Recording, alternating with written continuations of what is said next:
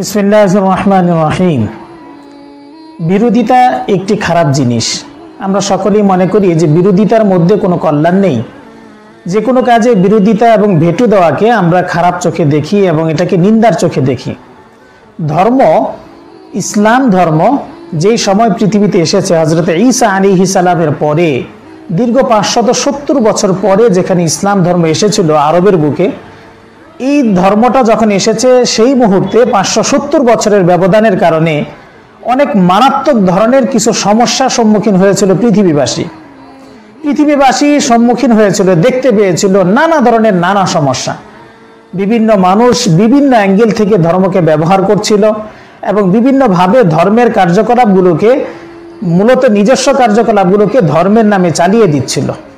ইসলাম ধর্ম এসে ওই সমস্ত ক্ষেত্রগুলোতে মারাত্মকভাবে বিরোধিতা করেছে। এই বিরোধিতাটা মূলত আমাদের জন্য আশীর্বাদ হয়ে এসেছে। আমরা মনে করি বিরোধিতা খারাপ জিনিস, কিন্তু আমি বলবো ইসলাম ধর্ম অন্যান্য সকল ধর্মের সাথে আদর্শিকভাবে যে বিরোধিতা করেছে এটা মানবতার জন্য ছিল এবং এটা মানব জাতির কল্যাণের জন্য ছিল। গোটা পৃথিবীব্যাপী একটি সুন্দর, শান্তি, সমৃদ্ধশীল একটি সমাজ ব্যবস্থা গড়ে তোলার জন্য এই ইসলামের এই বিরোধিতার দরকার ছিল। কিন্তু কেন সেই বিরোধিতা ছিল, কি হয়েছিল সেই সময়ে, এই বিষয় সম্পর্কে আমরা ইনশাআল্লাহ বলবো। যখন হযরত ঈসা আলাইহিস সালামের পর থেকে 570 বছরের ব্যবধান হলো, গোটা পৃথিবীব্যাপী বিভিন্ন ধরনের ধর্মের প্রচলন ছিল। কোনো কোনো ধর্ম তো এমনও ছিল যারা নিজেদের পক্ষ থেকে মানব রচিত ধর্মকেই স্রষ্টার ধর্ম বলে চালিয়ে দিতে চেষ্টা করছিল। অথচ একটি মানব রচিত ধর্ম কখনো স্রষ্টার ধর্ম হতে পারে না।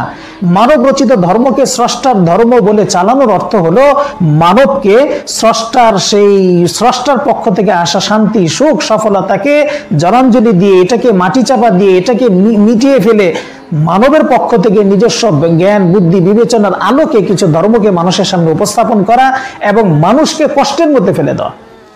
ইসলাম এসে যখন দেখলো যে মানব সম্প্রদায় নিজেদের অনেক জিনিস নিজেরা যেটা বানিয়ে রচনা করছে, এ ধরনের বহু কিছুকে তারা ধর্মের নামে চালিয়ে দিয়েছে। ইসলাম এসে সেক্ষেত্রে মারাত্মকভাবে বিরোধিতা করে বলেছে ধর্ম কোনো মানব রচিত জিনিস নয়, ধর্ম তো হলো সেটা যেটা একমাত্র স্রষ্টার পক্ষ থেকে আসবে।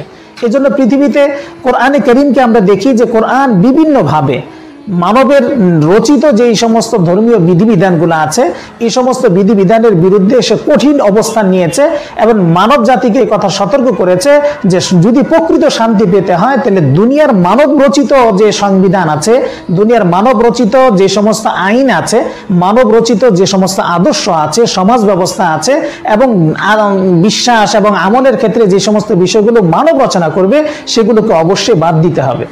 ইসলাম এসে এটাও দেখলো যে পৃথিবীব্যাপী অনেকেই আছে যারা স্রষ্টাকে বিশ্বাস করে, কিন্তু স্রষ্টাকে বিশ্বাসের ক্ষেত্রে তাদের অবস্থান হলো এই, তারা মনে করতেছে যে এক স্রষ্টা দিয়ে সারা পৃথিবী চলবে কিভাবে, এক স্রষ্টা সারা পৃথিবীর মানুষকে কিভাবে নিজেদের প্রয়োজন পুরা করবে। এই মানসিকতায় তারা ভাবতেছিল যে এক স্রষ্টা না হয়ে একাধিক স্রষ্টা হওয়াটা আমাদের জন্য কল্যাণকর হবে। এই যখন অবস্থা, কোরআনে কারীম এসে, ইসলাম এসে সমাজকে, পৃথিবীবাসীকে সতর্ক করেছে যে দেখো আল্লাহুস সামাদ, আল্লাহু আহাদ, এক আল্লাহ যদি শক্তির দিক থেকে এমন হতে পারে যিনি সকল শক্তির আধার হবেন, সকল যোগ্যতার আধার হবেন এবং সকল ধরনের দুর্বলতার ঊর্ধ্বে হবেন, তাহলে বলো একাধিক স্রষ্টা মেনে তোমার লাভটা কি হবে? আরবাবুন মুতাফাররিকুনা খায়রুন আমিল্লাহুল ওয়াহিদুল কাহার। একাধিক স্রষ্টা যারা বিভিন্ন লাইনের কিছু যোগ্যতা নিয়ে অগ্রসর হবে, এই সমস্ত মানুষ যাদের যোগ্যতা সীমিত, যাদের দক্ষতা সীমিত, যাদের জ্ঞান, বুদ্ধি, বিচার বিশ্লেষণ সীমিত, এদের এই শতজনকে মেনে এটা তোমার জন্য কল্যাণকর হবে, নাকি তুমি একজন এমনকে মানো যিনি পরাক্রমশালী হবেন, যোগ্যতার দিক থেকে তার সকল গুণের আধার হবেন উনি এবং সকল ধরনের দুর্বলতার ঊর্ধ্বে হবেন? সেই স্রষ্টাকে মানাটা কতটা কল্যাণকর হবে? পৃথিবীবাসীর সামনে যখন এটা ছিল যে স্রষ্টা একাধিক মানা, ইসলাম এসে ক্ষেত্রে বিরোধিতা করেছে, মানব সম্প্রদায়কে বাঁচিয়েছে যে তোমরা একাধিক স্রষ্টাকে বিশ্বাস করে মূলত তোমরা তোমাদের নিজেদের মধ্যে কষ্ট বেড়ে যাবে, তোমাদের অশান্তি বেড়ে যাবে। আমি তোমাদেরকে শিক্ষা দিচ্ছি যে তোমরা এক স্রষ্টাকে মানো, তো গোলামীর শৃঙ্খলা থেকে তোমরা উদ্ধার পাবে এবং বিভিন্ন জনের গোলামি করা থেকে তোমরা নিস্তার পাবে। পৃথিবীবাসী দেখলো যে স্রষ্টা একাধিক, অনেকে মানেনি স্রষ্টা হয়তো এক মেনেছে, কিন্তু এই এক স্রষ্টাকে তারা এমনভাবে কল্পনা এনেছে যে স্রষ্টার জন্য তারা দেহ সাব্যস্ত করেছে। তারা ভেবেছে এই কথা যে স্রষ্টাকে পৃথিবীতে টিকতে হলে দেহ ধারণ করে আসতে হবে, কিন্তু ইসলাম যখন এই কথা দেখলো যে স্রষ্টার জন্য দেহের কল্পনা, স্রষ্টাকে এভাবে দেহের আকৃতিতে এনে স্রষ্টাকে মুখাপেক্ষী সাব্যস্ত করা, এটা মানবের জন্য অশান্তিকর এবং স্রষ্টাকে বাস্তব চিত্রায়িত করতে অসক্ষম হওয়ার একটা বড় কারণ হবে। এই জন্য ইসলাম এসে বিরোধিতা করলো যে না, দেখো আল্লাহ লাইসা কামিসলিহি শাই, আল্লাহকে তোমরা দুনিয়ার কোনো বস্তুর সাথে তুলনা করো না, আল্লাহকে স্রষ্টাকে দুনিয়ার কোনো বস্তুর সাথে তুলনা করে তার জন্য দেহ সাব্যস্ত করতে যেও না। এভাবে পৃথিবীবাসী দেখা গেল যে স্রষ্টার জন্য তারা এমন কিছু অবকাঠামোকে দাঁড় করালো যে অবকাঠামোগুলো স্রষ্টার সৌন্দর্যের বাহিরে বরঞ্চ স্রষ্টাকে দুর্বল করে তুলেছে। তারা বিভিন্ন বস্তুকে, বিভিন্ন নিজ হাতে সৃষ্টি করা বস্তুকে তারা স্রষ্টা আখ্যায়িত করতে চেষ্টা করলো। স্রষ্টা এই কথা বললেন যে ওহুয়া খালিকু কুল্লি শাই, আরে স্রষ্টাকে বানাবে তো দূরে থাক, স্রষ্টাই তো সবকিছুকে বানায়। ইসলাম এক্ষেত্রে এসে বিরোধিতা করতে বাধ্য হয়েছিল, কারণ ইসলাম যদি বিরোধিতা না করত, মানব নিজের বিবেক বুদ্ধি দিয়ে সে নিজের বানানো, নিজের হাতের দুর্বল বস্তুকে সে স্রষ্টা বলে ফেলতো, যার কারণে সে ক্ষতিগ্রস্ত হতো, বিশ্ব মানবতা সে জ্ঞান পাপী হিসাবে চিহ্নিত। ইসলাম এসে বিরোধিতা করে বলল যে আমি এমন এক সত্তা যে আমার কোনো সন্তান নেই, আমার কোনো স্ত্রীর প্রয়োজন নেই, বরঞ্চ আমি তো এগুলো সব কিছুর ঊর্ধ্বে, আমার কোনো আত্মীয় স্বজন, আমার কোনো দল, আমার কোনো সংগঠন, আমার কোনো কর্মী, আমার কোনো বিশেষ সহযোগীর কোনো প্রয়োজন নেই, বরঞ্চ আমি সব কিছুর ঊর্ধ্বে। এই কথা বলে বিশ্ববাসীকে, মানব সম্প্রদায়কে আল্লাহ তাআলার সাথে, স্রষ্টার সাথে বিশেষ সম্পর্ক স্থাপনের একটি সুযোগ করে দিয়েছে। কেউ তো নিজস্ব ধর্মকে নিজের দেশের সাথে, নিজের দেশের মানুষের সাথে এবং নিজস্ব জাতিবর্ণের সাথে সম্পৃক্ত করে ফেলেছিল। তারা ভাবতেছিল এই কথা যে ধর্ম যদি পালন করতে হয় তাহলে আমাদের আশ্রয় নিয়ে ধর্ম পালন করতে হবে, কিন্তু এই ধরনের অবস্থানটা এটা সারা বিশ্ববাসীর জন্য একটি গোলামী শৃঙ্খলা আবদ্ধ হওয়ার নামান্তরই ছিল। বিশ্ব সম্প্রদায়ের মধ্যে আমরা দেখি ইহুদি সম্প্রদায় তারা এইভাবে প্রকাশ্যে ঘোষণা করতেছিল নাহনু আবনাউল্লাহি ওয়া আহিব্বাউ, আমরা আল্লাহ তাআলার বিশেষ পরিবার পরিজন, যদি তোমরা কিছু করতে হয় তো তোমরা আমাদের আশ্রয় নিয়ে করতে হবে, আমাদের মাধ্যম দিয়ে করতে হবে। সারা বিশ্ববাসী তখন ইহুদি জাতির সাথে তখন গোলামী শৃঙ্খলা আবদ্ধ হতো। ইসলাম এই বিরোধিতা করে সারা সম্প্রদায়কে, মানব জাতিকে উদ্ধার করে তাদেরকে স্বাধীনচেতা করেছে। এভাবে বিভিন্ন সম্প্রদায় তারা আল্লাহ স্রষ্টাকে তারা গুণাবলীর সাথে যুক্ত করেছে ঠিক, কিন্তু তারা ভেবেছে কথা যে স্রষ্টা ভিন্ন, তার গুণ ভিন্ন। বিভিন্ন সম্প্রদায় তারা বর্তমান সমাজে বিভিন্ন ধর্মে আমরা 33 কোটি দেবতার কথা শুনি, বিভিন্ন জায়গায় তৃতীয়বাদের কথা শুনি, আমরা দ্বিতীয়বাদের কথা শুনি, বহুত্ববাদের কথা আমরা শুনি। মূলত এগুলোর পিছনে কারণ হলো এটা যে একটি সময় পৃথিবীবাসী কথা ভাবছিল যে স্রষ্টা আলাদা থাকবে, স্রষ্টার গুণ থাকবে আলাদা। ইসলাম এক্ষেত্রে এসে চরম পর্যায়ে বিরোধিতা করেছে, বলেছে এটা কেমন কথা হলো, সত্তা ভিন্ন হবে, তার গুণ ভিন্ন হবে, বরঞ্চ সত্তার সাথে গুণ তো মিশে থাকবে। এই জন্য ইসলাম এসে বলেছে আলহামদুলিল্লাহি রাব্বিল আলামিন, প্রশংসা তো হবে সেই আল্লাহর যেই আল্লাহই হলেন পালনকর্তা, এমন না যে পালনকর্তা ভিন্ন আর স্রষ্টা ভিন্ন। আর রহমান, যেই স্রষ্টাই এমন যে যিনি দয়ালু হবেন, এমন নয় যে দয়ার জন্য তাকে আলাদা দেহ ধারণ করতে হবে, তিনিই তো রহিম, দয়ালু তিনি, তার জন্য আলাদা দেহ ধারণের প্রয়োজন নেই, সত্তার সাথে তার গুণগুলো মিশে আছে। কোন সম্প্রদায় পৃথিবীবাসীকে জানাচ্ছিল এই কথা স্রষ্টাতে এমন যিনি ভালো কাজগুলো করেন, খারাপগুলো করেন না। দেখুন এই কথা যদিও বাহ্যিকভাবে একটি সুন্দর, একটি আকর্ষণীয় কথা ছিল, কিন্তু এর পিছনে দুনিয়ার মানুষ একটি খারাপ মেসেজ নিচ্ছিল, অন্যায় মেসেজ নিচ্ছিল। তারা ভাবতেছিল দুনিয়াতে যে সমস্ত খারাপ কাজগুলো হয় এগুলো শয়তান করে, আর পৃথিবীতে দেখা যাবে যে শয়তানের আধিপত্য বেশি। তখন মানুষ স্রষ্টাকে দুর্বল ভাবা শুরু করবে এবং মনে করবে যে শয়তানের শক্তি হলো বেশি। ঘটনাও ঘটেছে এরকম, এক লোক মনে করতো এটা যে ভালোগুলো শুধু স্রষ্টা করেন, খারাপগুলো শয়তান করেন। যখন এই লোকের সাথে একজন মাজুসি অগ্নি পূজারী এসে তর্ক করছিল, আর ওই লোক তাকে জিজ্ঞেস করছিল যে আপনি কেন মুসলমান হচ্ছেন না, তখন সেই লোক বলল যে আমি মুসলমান তো হতে চাই, কিন্তু তোমার আল্লাহ চান না মুসলমান হতে।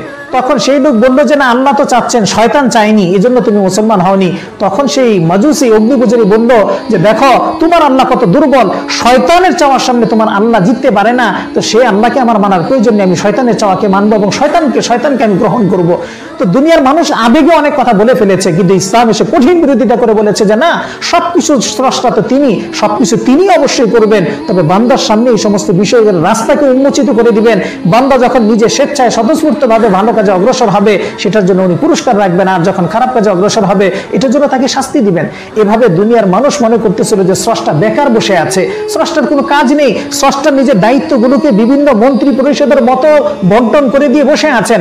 এই জন্য দুনিয়াবাসী ওই আল্লাহকে বাদ দিয়ে, স্রষ্টাকে বাদ দিয়ে বিভিন্ন বস্তুর পূজা এমন ভাবে করতে শুরু করেছিল যেন ওই বস্তুই স্রষ্টার আসন গ্রহণ করেছিল। ইসলাম এসে কঠিন বিরোধিতা করে বলেছে, হ্যাঁ, হুয়াফি কুল্লি ইয়াউমিন হুয়াফি শান, আল্লাহ তো এমন, স্রষ্টা তো এমন যে প্রতিটা মুহূর্তে তার ব্যস্ততার সময় আছে এবং প্রতিটা মুহূর্তে তিনি কাজে আছেন। অবসরতার কোনো বিষয় এখানে নেই, বরঞ্চ সকল কিছু তিনি আঞ্জাম দিচ্ছেন এবং তিনি আঞ্জাম দেওয়ার ব্যবস্থা করছেন। এই বিষয়টাকে এভাবে এসে প্রকাশ করার কারণে দুনিয়াবাসী স্রষ্টার প্রতি ভক্তি শ্রদ্ধা তার বেড়ে গেছে। এভাবে পৃথিবীবাসী যখন স্রষ্টা এবং বান্দার সাথে তুলনাটাকে তারা নারীর সাথে দিয়েছে বহু, আর যারা তারা স্রষ্টা এবং মাখলুকের সম্পর্ককে নারী দিয়ে দিয়েছে, এই জন্য তারা মা এবং পুত্রের সাথে একটা সম্পর্ক স্থাপন করেছে। পুরো ধর্ম স্রষ্টাকে তুলনা করেছে নিজেদের মতো করে, কেউ নিজেদের মায়ের মতো তুলনা করেছে যে স্রষ্টা হলো মায়ের মতো, কেউ বা বলেছে যে স্রষ্টা হলো পিতার মতো, কেউ বা বলেছে যে স্রষ্টার সম্পর্ক হলো স্বামী স্ত্রীর মতো। এভাবে দুনিয়ার মানুষ স্রষ্টার সাথে নিজেদের তুলনাকে করেছে বস্তু জগতের জাগতিক মহাব্বত আর ভালোবাসা দিয়ে। নবীদের সম্পর্কে বিশ্ববাসীর কারো কারো ধারণা ছিল যে নতুন কোনো নবীর আগমনের প্রয়োজন নেই। বিশ্ববাসী এই কথা মনে করছিল যে আমাদের পুরাতন শরীয়ত যথেষ্ট, পুরাতন নিয়ম যথেষ্ট। কিন্তু বিশ্ববাসীর বিরোধিতা করে আল্লাহ তাআলা এই কথা বিশ্ববাসীকে জানালেন যে দেখো, নতুন এবং সর্বশেষ পরিপূর্ণ বিধান রূপে কোন একজন নবীর আগমন না হলে সারা বিশ্ববাসী এক হতে পারবে না এবং সারা বিশ্ববাসী একতাবদ্ধ হতে পারবে না, বরং আঞ্চলিকতার রোগে তারা রোগাক্রান্ত হবে। সারা বিশ্বের মধ্যে দলাদলি, মারামারি, কাটাকাটি হতে থাকবে।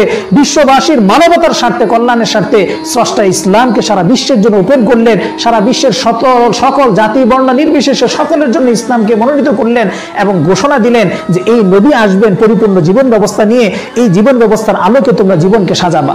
কোনো কোনো ধর্ম তারা নিজের অ্যাঙ্গেল থেকে ধর্মকে বানানোর চেষ্টা করছিল এবং তারা তাদের বিধান ছিল অসম্পূর্ণ, যে কারণে তারা ধর্ম বইয়ের বাহিরে যে সমস্ত বিষয়গুলো আসবে নিজেদের পক্ষ থেকে বানানোর চেষ্টা করেছিল।